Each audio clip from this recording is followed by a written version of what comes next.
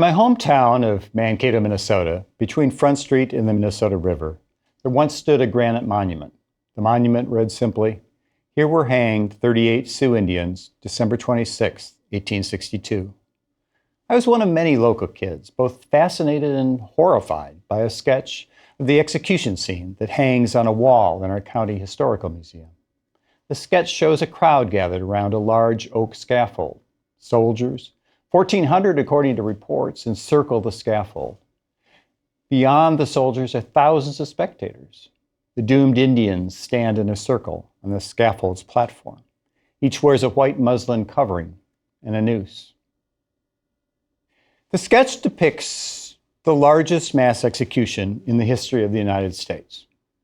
The execution marked the end of the most painful chapter in Minnesota's history, the Dakota conflict of 1862.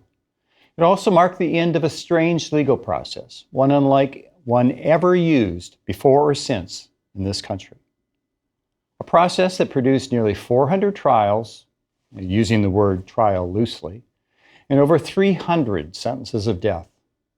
If not for the intervention of President Abraham Lincoln, these spectators gathered in Mankato would have witnessed an even grislier spectacle than they did. The execution, of course, marked the end of a chapter, not the end of the story. The Sioux Nation consisted of 25,000 strong, stretching from the big woods of Minnesota to the Rocky Mountains. The Dakota conflict trials raised many questions. Were the trials an appropriate end to a bloody conflict between a native population and a wave of settlers? When trials take place on the frontier, where no courts are operating, who should serve as judge and jury? Can we trust military officers to be impartial when they've just fought the men whose cases they will hear? Can defendants ever get a fair shake in a legal system that they don't understand, where the testimony is in a language they do not comprehend, and where no one is assigned to represent their interests? Many people have never heard of the Dakota conflict, and that's no surprise. After all, the conflict occurred in 1862, a year in which most of the nation had something else on its collective mind.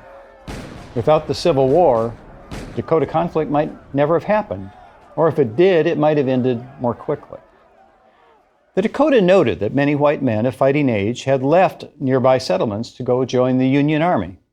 When fighting erupted in southwestern Minnesota, the soldiers that could have quickly ended the conflict were mostly off somewhere else, fighting another war. In our search for causes of the conflict, we begin with the treaties signed in 1851 and 1858. Treaties through which the Dakotas ceded most of what is present-day southern Minnesota and a small part of South Dakota to the United States.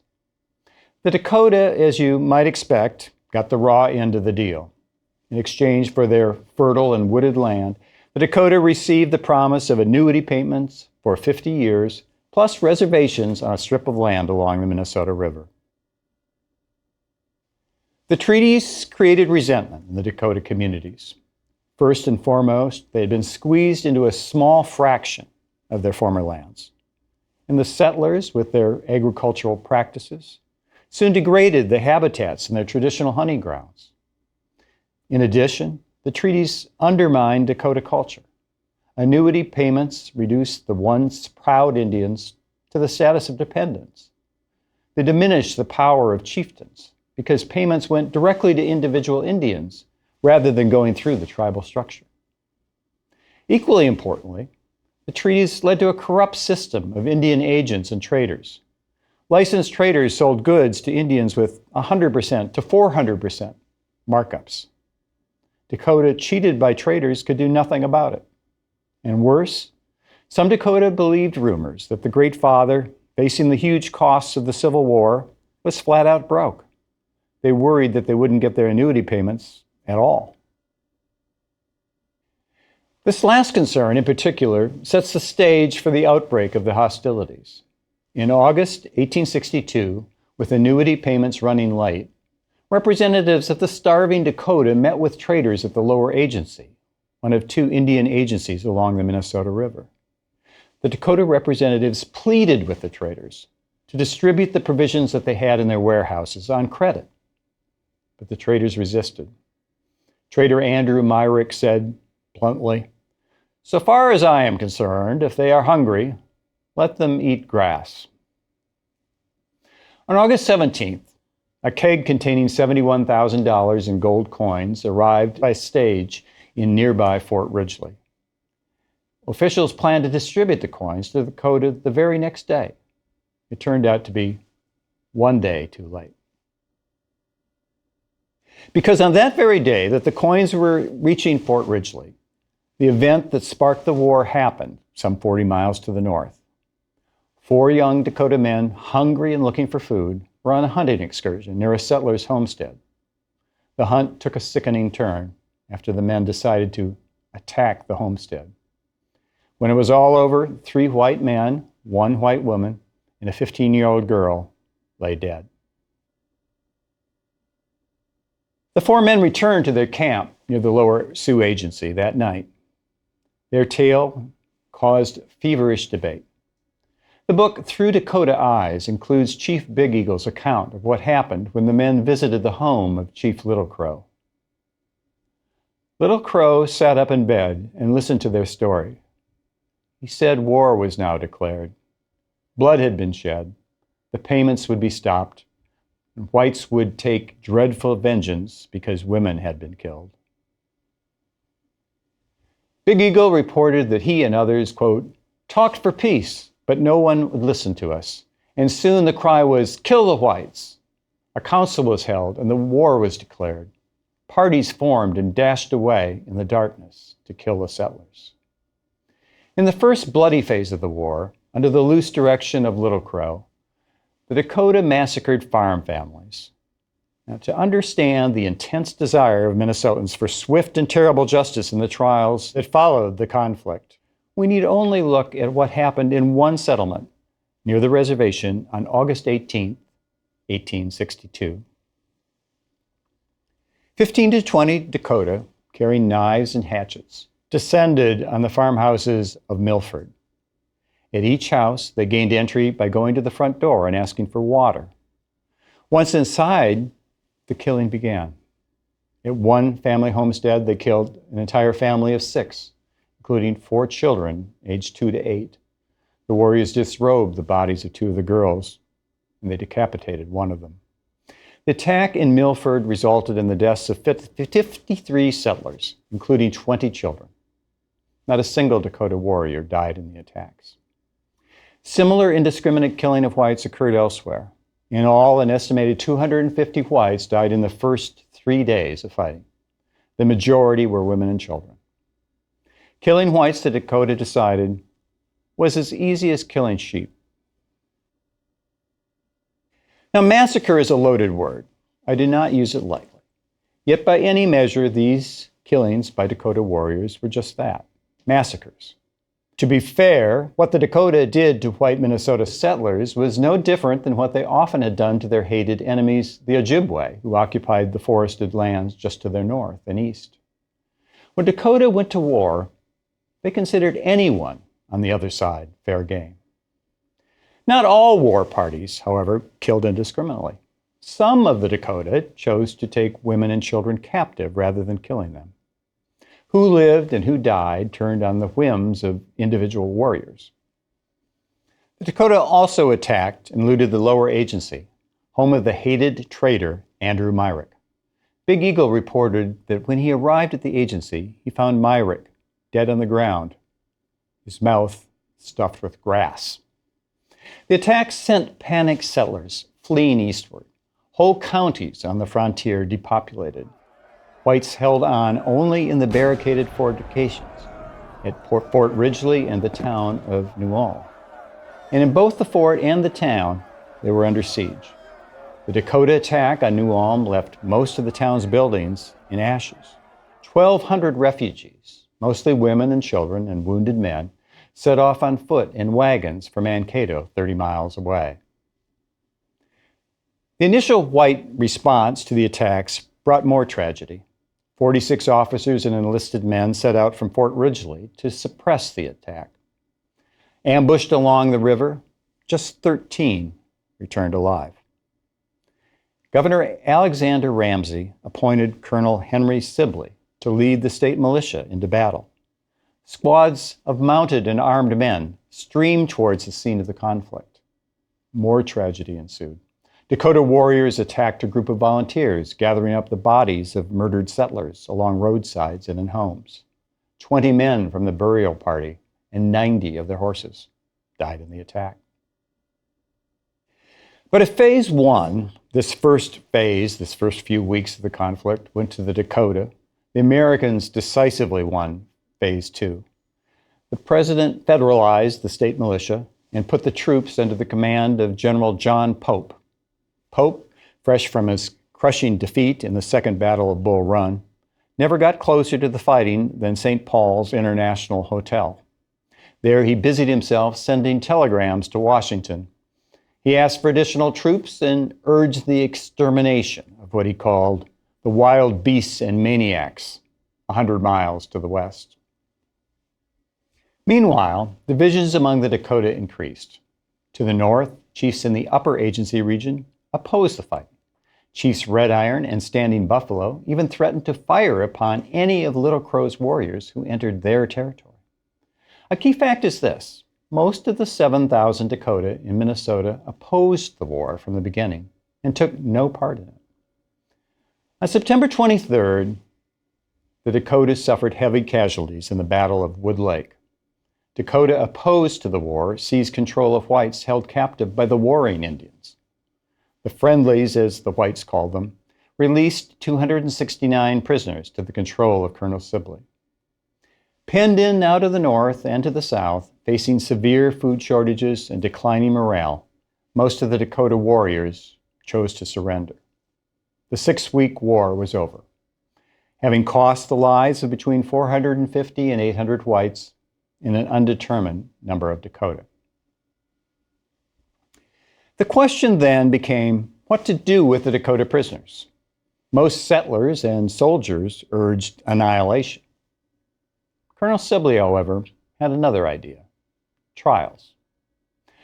On September 28, 1862, Sibley appointed a 5-member military commission to try summarily Dakota and mixed bloods for murder and other outrages. Whether Sibley had such authority to appoint a commission is questionable, but he seemed to have acted with good intentions. Without quick trials by a commission, the prisoners would almost certainly have been the victims of vigilante justice. The commission convened in a nearby military tent. The first order of business was to identify both witnesses and potential defendants. Reverend Stephen Riggs, who worked for 25 years as a missionary with the Dakota and served as a chaplain for Sibley's military expedition, proved to be an invaluable asset. He spoke the Dakota language, and his Dakota parishioners trusted him. By enlisting their help, Riggs effectively served as a one-man grand jury. To understand the final outcome of these trials, we need to distinguish between two types of violence. Some Dakota participated in massacres, and in a couple of instances, rapes. Other Dakota participated only in battles, such as the siege of Fort Ridgely or the 2 assaults on New Ulm. Though you could argue about whether an assault on a town defended by local residents is truly a battle. Generally, we do not think of warriors or soldiers who participate only in battlefield actions as murderers. That is what warriors do. On the other hand, we usually treat the indiscriminate killing of civilians differently. Consider it a war crime, punishable under the law. The trials, and there were 392 in all, came in 3 batches. First up in the first batch was Joseph Godfrey, the son of a French-Canadian father and an African-American mother. He faced charges of, quote, killing 7 white women and children, more or less peaceable citizens of the United States. Unlike most criminal trials, where the prosecution presents its case first, the court called Godfrey himself as the first witness. Going first is worst. It locks in testimony and opens up the defendant to countercharges from people he implicates. Godfrey, in what the trial recorder described as a voice of most marvelous sweetness, testified that he was mowing hay when approached on horseback by a gun-toting Dakota warrior. Apparently, the warrior did not know what to make of the dark-skinned Godfrey. With his gun cocked, the warrior told Godfrey the Dakota were out to kill whites. In Godfrey's words, he asked me which way I would go. Godfrey claimed he decided to go with the Indians out of duress. I have my wife and children I didn't want killed. Godfrey and the warrior joined up with a large group of Indians at a creek about a mile from Godfrey's house. And there the warriors insisted that Godfrey change from pants into breechcloth and put on war paint. Godfrey joined in various battles and in massacres, and he testified about all of them. He provided detail. For example, he told the court that at one settler's house, his war party found the table set for a family dinner. Spying the table, a warrior told Godfrey, "After we kill, we'll have dinner." Godfrey named names. For example, he identified a Dakota who knifed an old man and then cut him all to pieces. He named another who shot a woman and then kicked and killed her children. The question for the military commission was whether Godfrey acted as a willing participant or whether he did what he did just to save his own life. Godfrey admitted driving wagons for the Dakota warriors. He admitted seizing horses. He admitted being present at massacres. He even admitted firing shots in the assault on New Ulm. But the one thing that Godfrey did not admit to was murder. Godfrey claimed to have been always a reluctant warrior. 6 prosecution witnesses testified against Godfrey. They included a woman held captive by the Dakota who described Godfrey as whooping around and happy with the Indians. Another former captive testified, "He appeared to me to be with the Indians and to act as they did." Most damningly, the father of a mixed-race friend testified that Godfrey bragged about killing 7 men. "He never told me he was forced into it." The military commission voted to sentence Godfrey to death. At the same time, however, they cited his valuable testimony and information in their recommended commutation of his sentence to imprisonment for 10 years.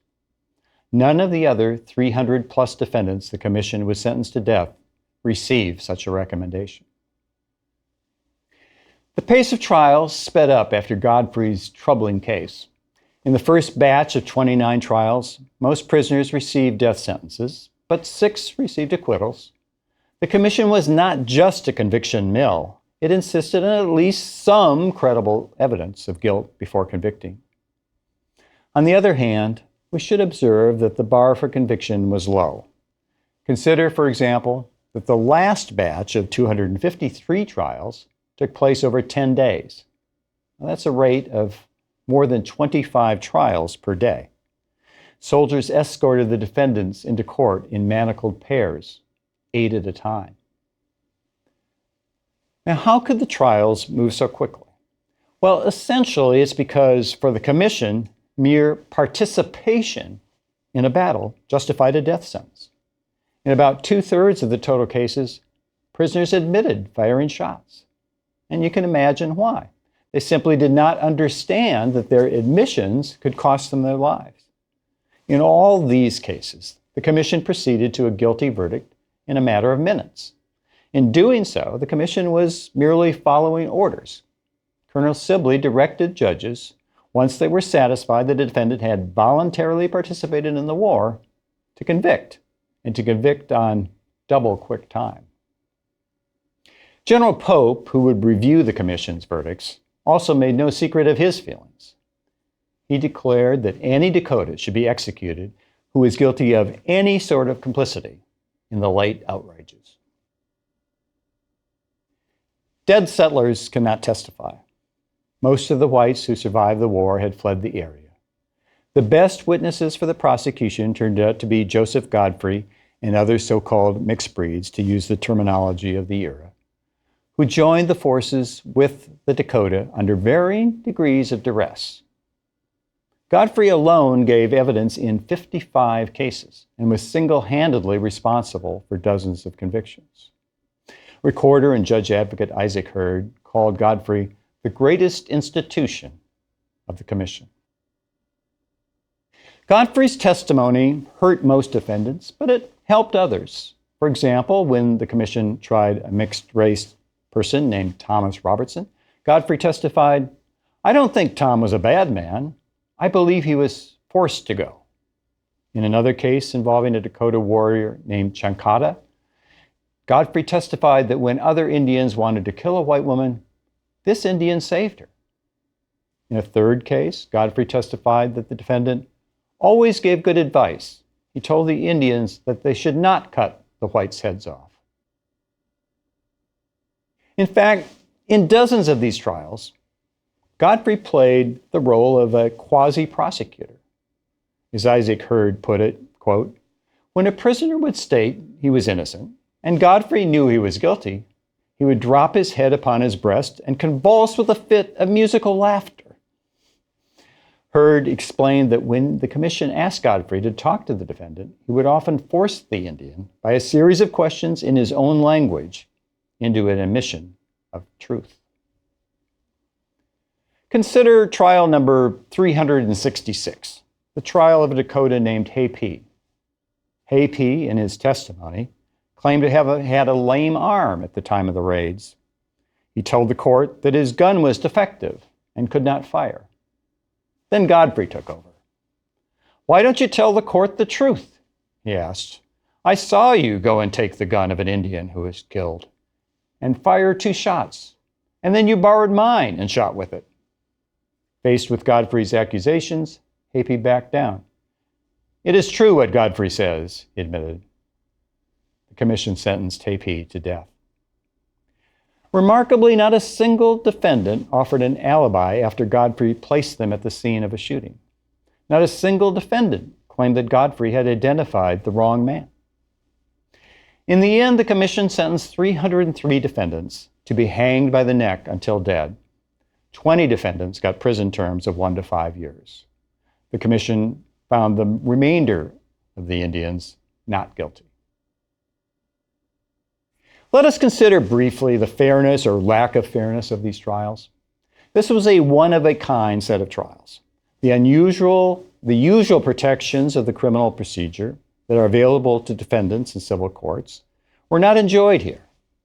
They didn't apply. The Dakota had no defense lawyers. They had no one in their corner who could cross-examine prosecution witnesses. No one to track down alibi witnesses. The commission could even convict defendants when a member or two entertained reasonable doubts. Convictions sometimes turned on the testimony of a single witness, a witness who might not even have been present when the alleged crime occurred. Moreover, this was not the most impartial of juries. The military members of the commission might have been men of integrity, yet they were also military men. Some of these defendants had recently attacked the troops under their own supervision, troops whose lives they had sought to protect. Finally, we can ask whether the commission was wrong to treat the defendants as common criminals. Numerous historians have argued that military officials should have instead treated the Dakota as legitimate belligerents of a sovereign power. On the other hand, only a minority of Dakota fought in this war, and some of what they did was a far cry from normal warfare. Defendants were not the only people for whom the trials were unfair. These were homicide trials without sheriffs, detectives, or coroners, trials in which witnesses rarely mentioned the names, ages, and apparent causes of death of victims. One could argue that the Dakota trials were unfair to the victims who were not identified, not even enumerated. So let's agree that the trials were unfair. Would it have been reasonable to expect better? After all, this was the frontier. No courthouses around. In the middle of a whole state, it seemed, that was calling for Dakota blood. When the trial record arrived, General Pope wasted no time in approving all the sentences. He rejected the commission's request for mercy for Joseph Godfrey. Ultimately, however, the decision as to which of the condemned prisoners would live and which would die rested with one man, President Abraham Lincoln. General Pope told anyone who would listen that he was sure the president would swiftly approve all of the sentences. Lincoln, however, had other ideas. The president sent a telegram to General Pope asking that he forward as soon as possible the full and complete record of their convictions. As the Civil War raged, Lincoln pondered the fate of 303 Dakota. Aware of rumors that many of the convicted men had raped white women, Lincoln ordered two White House lawyers, George Whiting and Francis Ruggles, to make a careful examination of the transcripts and identify those proved guilty of violating females. The aides found exactly 2 convicted rapists among the 303 condemned men. Minnesotans would demand more blood than that. Knowing that a decision to permit the execution of only 2 men would almost certainly lead to a mass lynching of the prisoners, Lincoln gave his lawyers a second order. This time, Lincoln said, "Screen for those convicted of rape or murder as distinguished from those convicted only for their participation in battles." The distinction that the Commission and General Pope refused to make, and probably should have made, Lincoln made for them. This second review produced 40 names, and the lawyers provided Lincoln with a summary of the proof against each man. Whiting and Ruggles, however, made no point of mentioning the Commission's recommendation for mercy for one of the 40, Joseph Godfrey. In early December, the president considered his aides' summaries and the transcripts. Then he wrote an execution order listing the name of each Dakota defendant and his trial number. Lincoln's handwritten list included 39 names. Joseph Godfrey would live. So in the end would one other defendant, who was reprieved at the 11th hour. The final toll would be 38. In his report to the Senate, Lincoln explained his decision. He was, he wrote, anxious to not act with so much clemency as to encourage another outbreak, nor with so much severity as to be real cruelty. On a sunny December morning in Mankato, the 38 condemned men walked to the gallows with dignity. They sang death songs in unison as they climbed the scaffold stairs. At the signal of 3 drum beats, a survivor of the massacre swung an axe. The swing cut the rope that supported the platform on which the Dakotas stood, with nooses around their necks. The platform dropped. For a moment, the crowd was silent. Then a loud huzzah rose from the estimated 5,000 spectators. Soldiers buried the Dakota bodies in a mass grave near the Minnesota River. At nightfall, a local doctor came to collect cadavers from the site. The doctor was William Mayo, the father of 2 physicians who founded the Mayo Clinic. Little Crow, the chief who led the warriors into battle, was not among the executed. He fled after the fighting to present-day North Dakota. In June of 1863, however, he returned to Minnesota, and in July he was picking berries with his son when a settler shot and killed him. But even beyond all this loss of life, we should note one other tragic consequence of the Dakota conflict. In April of 1863, Congress enacted a law providing for the forcible removal from Minnesota of all Sioux. The conflict continued. Only in 1890, in Wounded Knee, South Dakota, did the generation of warfare finally end. In my hometown today, the old granite monument is gone. In its place is a large limestone statue of a bison. The site of the 1862 execution has been renamed Reconciliation Park. Each December, scores of members of the Crow Creek Sioux tribe ride on horseback from their South Dakota reservation to Mankato to commemorate the mass hanging. Many non-Indians, some with ancestors who died in the Dakota War, join them. When I consider the Dakota trials, my thoughts keep turning to Abraham Lincoln and to a visitor he hosted in the White House in the fall of 1862. Lincoln's visitor was Henry Whipple, the Episcopal Bishop of Minnesota. Whipple pushed Lincoln to champion more just and humane treatment of Indians. We can assume that Whipple talked with Lincoln about the Dakota trials. He probably influenced Lincoln's decision to spare so many lives. Of this meeting, Lincoln said that Whipple, quote, talked with me about the rascality of this Indian business until I felt it down to my boots. Lincoln suggested that once the Civil War was over, he would make better treatment for Indians a priority. Lincoln's comments leave us wondering, if not for a bullet from John Wilkes Booth, how much different, how much better might have been the history of U.S. Indian relations.